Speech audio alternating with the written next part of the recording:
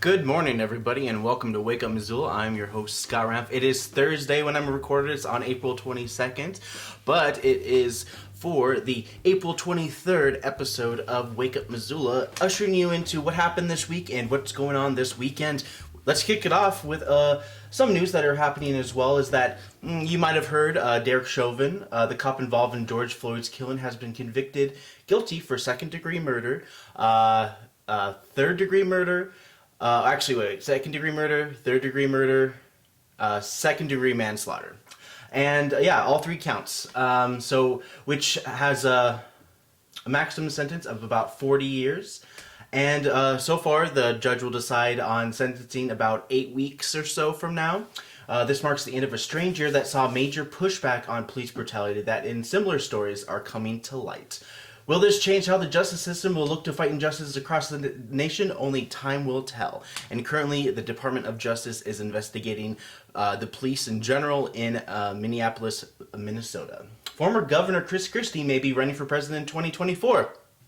Moving on, President Joe Biden plans to cut green gas emissions by half by 2030, which would make it to similar levels of from 2005. So far, the how has not been advertised by the administration, but with environment advocates and over 300 corporations signing a letter in support of this, the infrastructure bill is beginning to look bigger and bigger, including this Green New Deal with the $2 trillion ticket price. Of course, infrastructure itself is looking to be very expensive with construction costs that are growing. Last couple weeks ago, I even talked about how much they're going to have to spend on just replacing a lot of the buses for the transportation infrastructure of a lot of cities. So taxes on the rich are definitely one of the things that they're looking on for in a corporate tax. Originally, the plan, they wanted to do about 28% to help cover a lot of the costs that are associated with this. But it seems like they... with influence and party mover Joe Manchin, West Virginia Democrat, they may seem that the number fall as it gets through the Senate. So far, this is part of the Green New Deal that everyone has coined, seems to be geared towards the populist win rather than the practical one at this point, but only time will tell. We'll see how this infrastructure bill will look like after it's been through the House and the Senate. And the library is on track to open next month on May 3rd, this next week. Many of our staff and ourselves at MCAT will get a refresher course on kind of how the library system works, the checkout system. MCAT will be utilizing the library's checkout system for future checkouts moving forward. And I also, funny thing, I got a script emailing a scenario that involves someone not wearing a mask and how to handle it. It's really funny. But it's even more so because it seems like it actually happened. The only ticket to the library opening May 3rd is a mask. Last week, the health board met via Zoom to talk about the changing mask requirements to a recommendation. But you may be asking yourself, Governor of Montana, Greg Gianforte, removed the mask mandate. But here's the thing. He... removed he said that the state would not get involved with enforcing the mask mandate, but allocated to a lot of local communities like Missoula can continue to listen to their health board and take recommendations and take action based on those recommendations, in which Missoula has continued. And so far, the health board in Missoula says that they would allow businesses to get rid of the mask mandate if two things happen. 60% of Missoulians have at least one dose of the vaccine, Moderna, Johnson & Johnson, Pfizer, whatever. The number are well below 25 new cases per week per 100,000 residents, so basically the size of Missoula.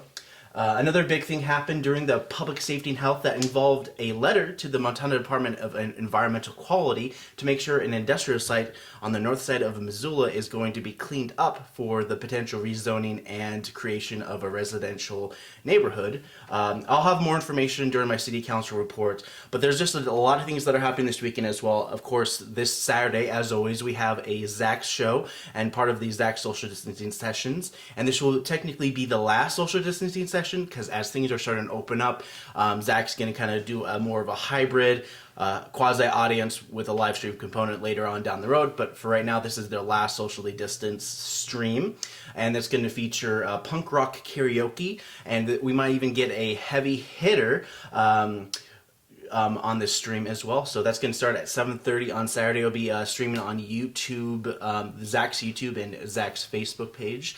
But if you don't know what it's all about, I do have a little taste. I've been showing a couple of the Zach streams we've done. So this is from New Old Future. They're performing one of their songs, and then when I come back, I'll have Pre-Critic. So stay with me.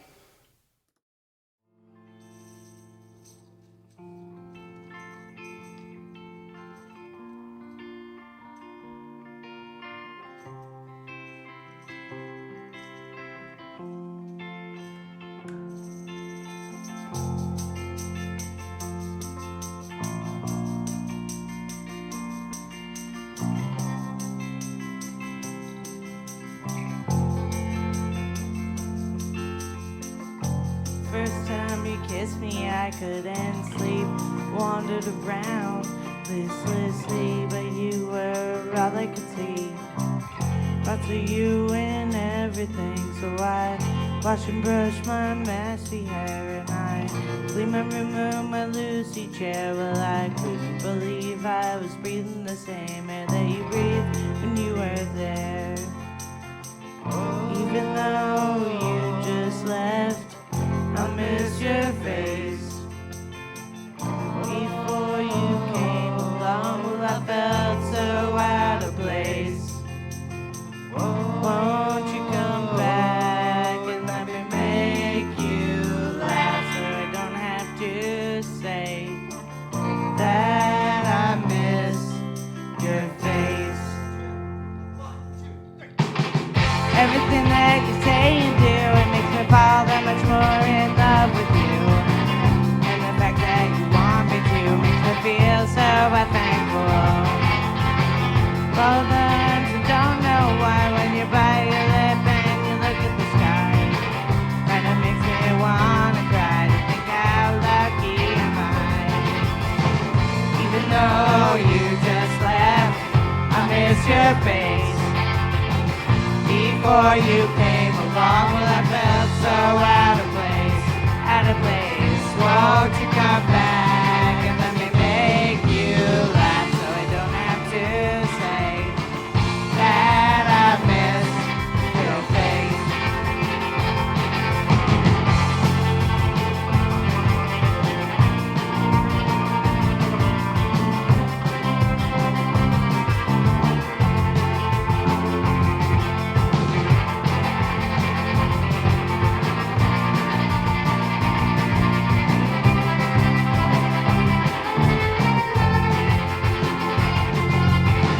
Don't know what I did before that I knew love, but this is way much more. Exactly what my heart is for. Maybe addiction and a door. So I'd rap for you a song, hoping you would want to sing along. But the adjectives were weak, not strong, and the scansion was all wrong. It was all wrong! Even though you just left, I miss your face.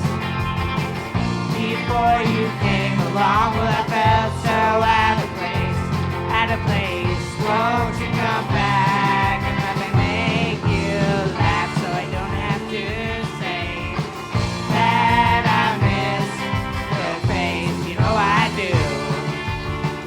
Really, really, really, I really miss your face.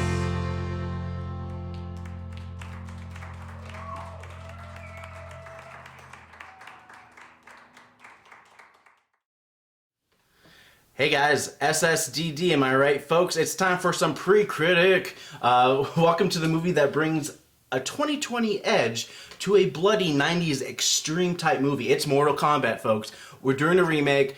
We're bringing back the characters, because with Mortal Kombat, once you kill a character, you really can't bring him back in the sequel, so you almost have to reboot every subsequent sequel that they make. We look into a more diverse film, you know what I mean, as we get right look for the film that will make you think, maybe this time. But you can never really trust when you gloss the coat of CW's pretty 20-year-olds playing teenagers, heartthrob actors in a film about fighting tournaments where the fates of the world are decided.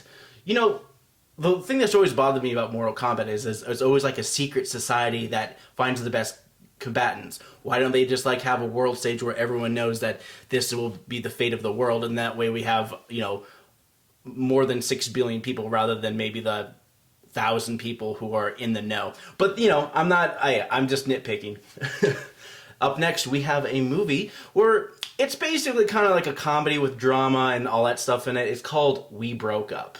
Welcome to the we did a thing, but we can't let other people know we did a thing, so we're going to have to pretend that we never did that thing, so therefore everything is going to go smoothly, right? So, welcome to the We Break Up, a movie about a couple who, yes, does the thing, and they try to cover it up. Honestly, I would, like, if it was up to me, if they were going to do this, I would actually make it into, like, a gritty drama, where it's just like, I know that you two are dating. It's like, how do you know that we're not dating? It's like, it's all in the air, your body language, and they just gonna do like a whole like a Law and Order flashback kind of scene with it. But knowing this, it's just gonna be kind of played for laughs, but then mostly get sugar coated with some glossy stuff about how love is amazing and stuff like that, and maybe that their breakup might insinuate more breakups along during the wedding, which could also affect the whole wedding as a whole. And then for some reason, then maybe there's like some kind of grand speech at the end, and it's like, hey, listen, we didn't make it work, but you're not us. You're you, and you guys have a better relationship than we ever could. So you guys give it a shot. We won't give it a shot because we're broken up. The more mature way of doing it, which, you know, I'm sure they won't because it's Hollywood. Moving on, Judgment. We have a game. Yes, it is a reboot. There's a lot of reboots coming out this week, but this is another one of those game reboots. It's basically you are a person. It's a video game where you are betrayed or something and must fight your way up the food chain. I've done this so many times. Maybe you'll find that you represent the last of a insert family here, or maybe you were the bad guy the whole time. Maybe you're fighting an evil corporation hell-bent on covering their tracks. I don't know, just punch people and shut up. It's a video game called Judgment. Alright, so that pretty much concludes your Pre-Critic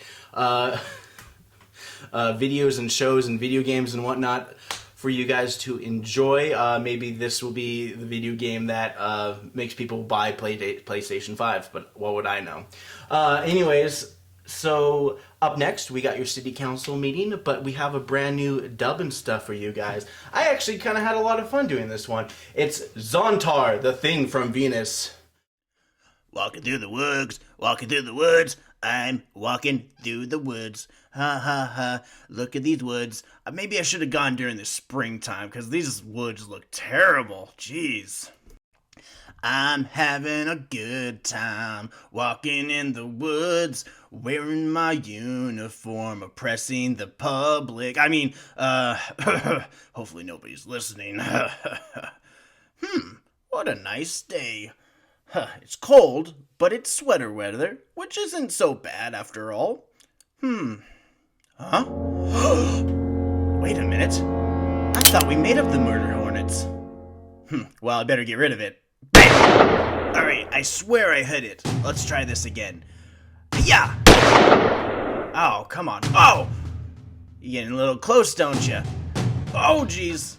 That's really big. Man. In this weather? Oh! Alright, that's enough of this. Time to get rid of you once and for all. Oh, the nape in my neck! I'm dead! Oh. Huh, it's dead. Oh. Better not think about it too much. Maybe it was like a bee. It stings you and dies. Alright. Maybe it's not much of a hornet. Because biologically, hornets can keep stinging, while bees, they sting once and they pull their guts out. Alright, let me see. What can I do with this thing? If the media actually found out this thing was real... Yes, perfect. Leaves. Ha! The perfect disguise. No one will ever suspect that I murdered the murder hornet.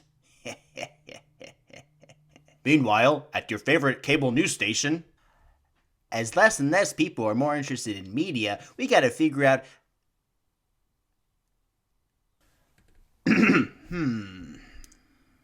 What? We gotta figure out exactly how to get people to watch us. Maybe we can make up a fear. How about those murder hornets? Are those still a thing that we have to worry about? No. Well, We can't really think inwards. There's nothing really happening here in the United States. I'm wondering, is there anyone that we can cancel? Ugh, we can't keep on relying on Twitter for our news. It's stupid. Sure, they got threads that we can look into, but more and more we keep on building news stories out of complete BS. Well, what do you suggest we do? Perhaps now is the time that we get boots on the ground, interview some people, ask people some questions. Well, aren't you Mr. News guy, man, person? In this constant world of entertainment, how can we deliver the news? News should be engaging, not entertaining. I'm looking at you. Sure, that was a nice dream 20 years ago, but today... News is extremely important, and if you misplace it, it's not called news anymore. Well, what if our sponsors stop sponsoring us like Big Pharma? Well, we can have a pay schedule like donations. NPR does it. Why can't we do it? Just imagine it. Donations from people. Well, that sounds alright, but how are we gonna watch the news if it's gonna be on NPR? You're kind of missing the point. The whole point is that we're going to be a visual NPR for videos and stuff. People will watch us. I know it. I believe it. Oh, I don't see why they don't just do video. Oh, God, that's a really good question. I don't know. Maybe they're stupid or something? Well, I do get kickbacks from our sponsors, so possibly that No Face brand cola... I don't think we should abide by the sponsors. We should do the news. Oh boy, here comes the Oscar speech. Is the only thing you care about is money? Yes! What kind of stupid question is that? How can you not think that this isn't for the money? Oh, look at me and all my ideals standing up to the big corporate greedy guy. But let me tell you something. I pay your bills. You want to stand up? Well, get up. Well, technically I am standing up. What? And just kind of hanging out and, trying to... Oh, come on, speak up. I can barely hear you. I'm just saying the news shouldn't sell out, okay? Guys. Guys. Get out of this conversation. Guys, come I'm back. sorry, I have a hair appointment. Are you kidding me? Is this what you actually believe? You don't want an NPR for the news video stuff? Hey, I want NPR on television, but it ain't gonna happen without enough money. Well, we can do a hybrid model. We get non-brand cola, and we just use donations to pay for everything, including the show and the sets and cameras. And the employees and the staff and the boots on the ground that you want, you can't afford boots. And on that day, he died of too much shade being thrown at his head.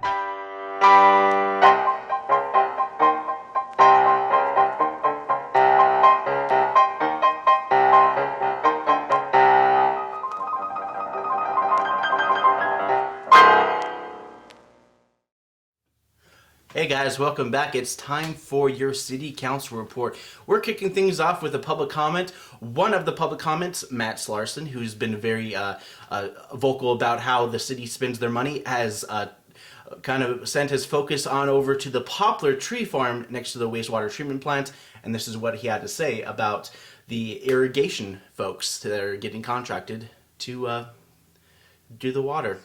For the Sprinkler Maniac re-agreements. I know it says he's the sole person who can provide those services or whatever the explanation was given, but I just think it's ridiculous that we bought this thing in the first place, seeing how there's no market for poplar trees anymore. And I do agree it does provide a service for spreading waste. But I don't know why we need to now pay this guy another $100,000 a year to do this.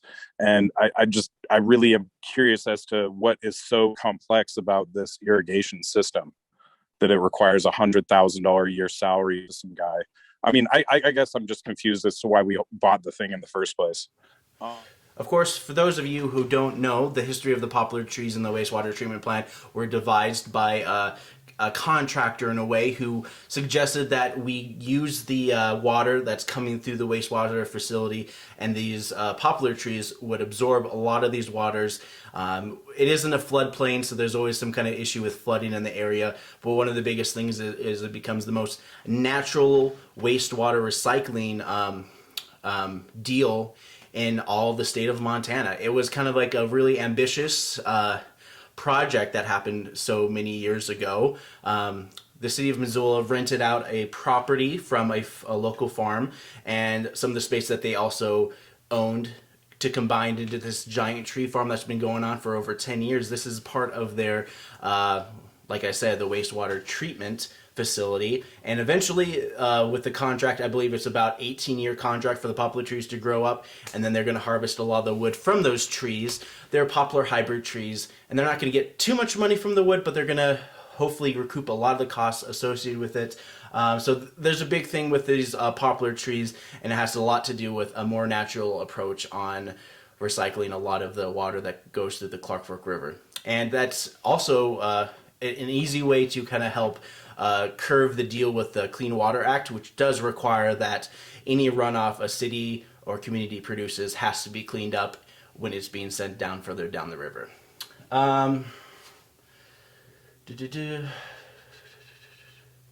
All right, let's talk a little bit more. I know I talked about this a little bit more. We're going to move on. We talked a little about this. Jordan Hess, who is big proponent on finding out additional ways to help fund parks in the communities, including newer neighborhoods that are in the middle of development using a cash in lieu. But unfortunately, he talks about cash in lieu returning to committee to continue discussion. I think at the end of the day, what this is intended to do is to be a very surgical amendment to our cash in lieu procedures, to modify a procedure that nobody really seems to like all that much, whether that's staff or elected officials or developers or members of the public.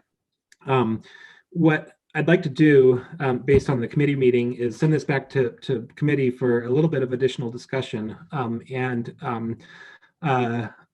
I think I want to reaffirm, that I think that this is a good thing to do. I think that this is a necessary thing to do, but I think that there's a little bit of work to do as far as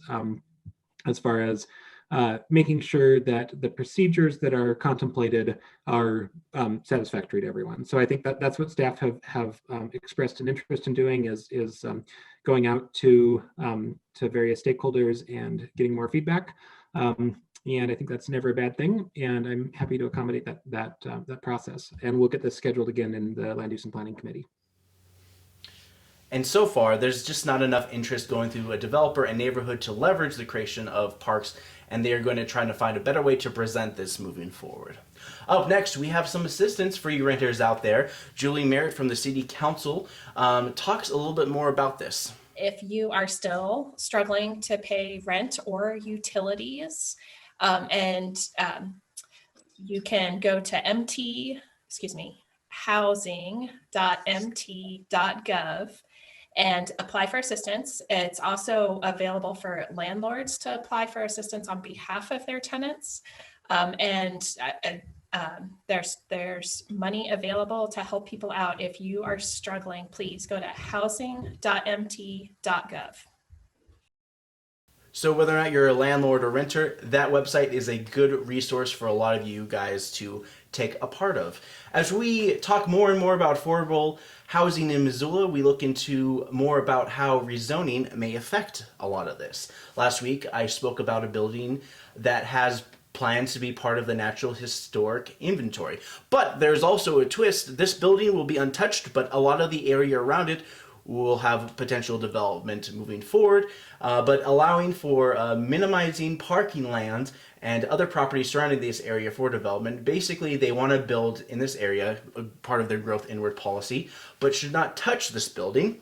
As you can see from this picture, like I said last week, this was used for many different things and was dependent on the rail system for sustaining their fur trade business and other businesses that were housed in this building.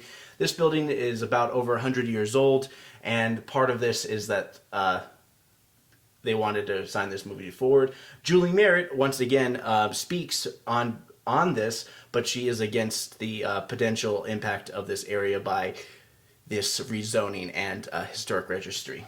That it seems like this request is mainly tied to getting a parking reduction, so that according to the developer, they can build some high-end condo units on this property. And I recognize that we need different types of housing throughout our community, and that these will surely fill a need. I'm just not inclined to support this particular proposal. I don't think that high-end condos are going to fit into that neighborhood all that well. And I really wish that the developer would have brought something with more attainable or affordable housing associated with it. Thanks.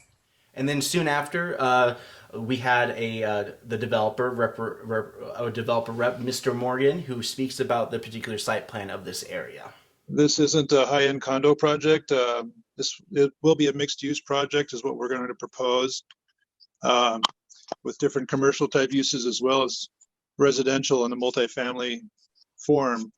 But they'll be nice, because I think it's important that everybody deserves a quality place to live, and some of them won't be tax incremented or financed or anything like that. There won't be that kind of affordable housing program, but there is a mix of different types of units that I have planned for it, different sizes and different rental markets. So I think it'll be a nice fit in that neighborhood that will fill a need that's much needed in multiple ways, and a market rate that will manage what the rental rates will be, but not high-end condos or something like that. Just wanted to say that for everybody. So far, with Julie Merritt voting against, most of the city council voted for, and they were ready for this development site and register this historic site officially. Moving on to some more meetings from the committee. This doesn't have audio or video that I'm going to be playing for you guys, so I'm going to try to get through this as fast as possible, just kind of give you an overview.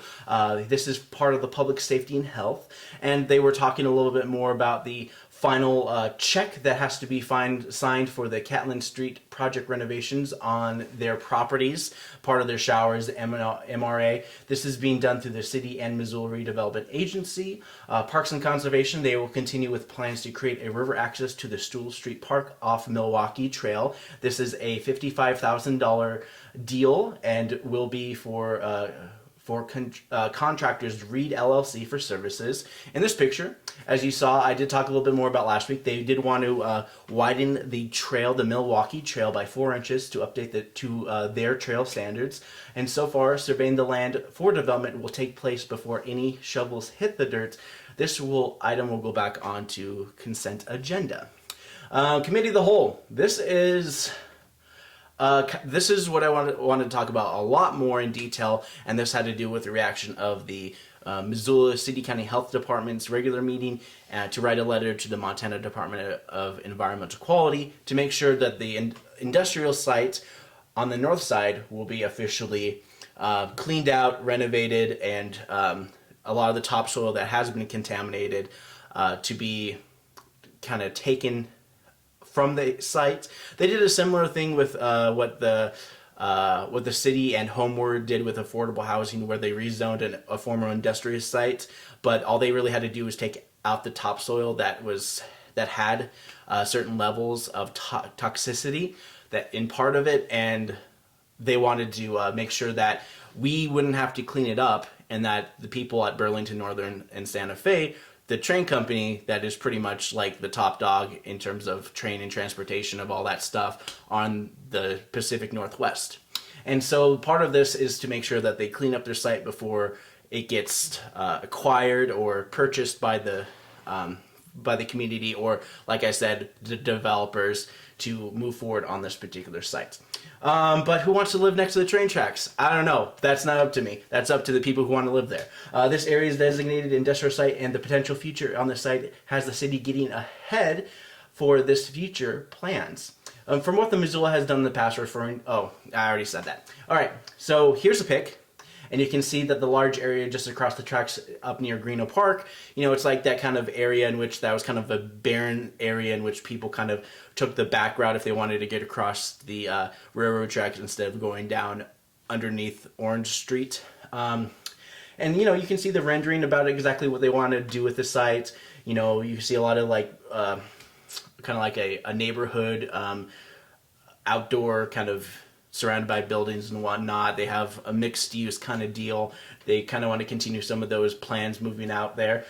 And Northside has been utilizing a lot of lands that were formerly industrial sites. I remember that they also looked into some of a lot of the Scott Street on the north side is also really changing. So there's a lot of construction and a lot of new housing developments that are being proposed and already built on the north side, Scott Street, on the west side of Scott Street, because a lot of that site was former industrial open land, just a lot of stuff that they haven't really done. But right now there's a lot of stuff happening there, and this is going to be a part of more of that north side behind, I believe it's Partnership Health Community Center, the hospital that's on the north side, and they're going to build kind of like behind it in that more site, because there's a lot of houses there and a lot of old buildings that were converted that are not being used by the rail yard anymore. But yeah, this is an interesting kind of development, and that's and part of this is that the city is going to be with the city county health department in requesting that the Department of Environmental Quality does studies and then does a formal request to the Burlington Northern Santa Fe for cleanup. So that's kind of what's happening there. There's a lot happening in that particular area.